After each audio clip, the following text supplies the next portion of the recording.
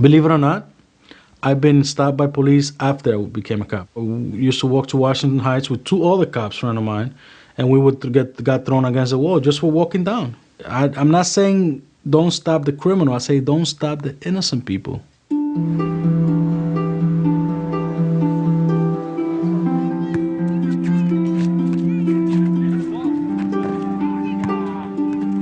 My name is Del Polanco. I've been a police officer since 2005. Came to New York, I was 10.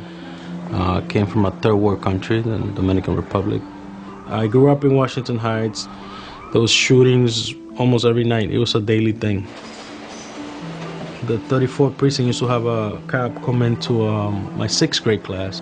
She used to come every Wednesday, and I used to look up to her like, oh my God, this is what I want to do. I mean, this is what I told my father. I think I want to be a cop. For me, it was a dream.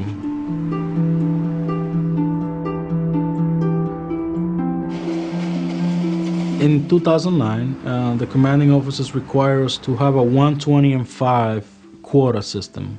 120 and 5 means 1 arrest per month, 20 summonses per month, and 5 stop, question, and frisk.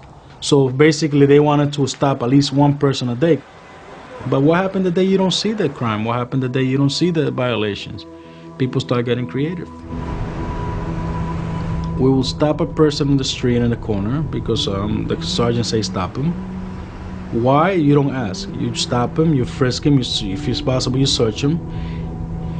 And this case, sometimes they're just walking home from school, they just walk into the store, they're not doing absolutely anything.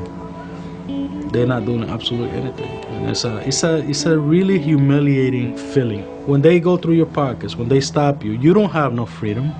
If you stop and then tell the officer, I don't have to give you my ID, I don't have to give you my name, which is within the law allows you to do that, you're gonna get hurt. In the Bronx, you're gonna get hurt. My turning point was with a bunch of kids in a corner, stopped by the commanding officer. There was a 13-year-old mix in the group. Polanco cuffed him. He said, for what? Cuff him. You don't ask me a question. Cuff him, bring him back. His brother come to ask, what's going on with my brother? He's walking home from school. Officer, did he do anything stupid? The commanding officer looked at my partner, told her, cuff him too, bring him in. For what? Oh, we will figure it out later. Just bring him in. And that was my turning point. That was the time I said, you know what? Why should I do it to a kid that's just walking home from school? That we know is not doing anything. Why should I do this? This is not what I became a cop for. This is not what I wanted to do. I live for my kids. And I think of them. I think of them one day being slapped by a cop, like it happens so many times in the street. I'm thinking of them being handcuffed and screaming to the cop, I haven't done anything, I haven't done anything. Why are you arresting me? I haven't done anything. I don't want them to go through that. If you get violated by a cop, how are you gonna trust that cop? How are you gonna come up to him when you see something? If this is the same cop that threw me against the wall and this is the same cop that went through my private parts looking for crack that I didn't have, why should I help him?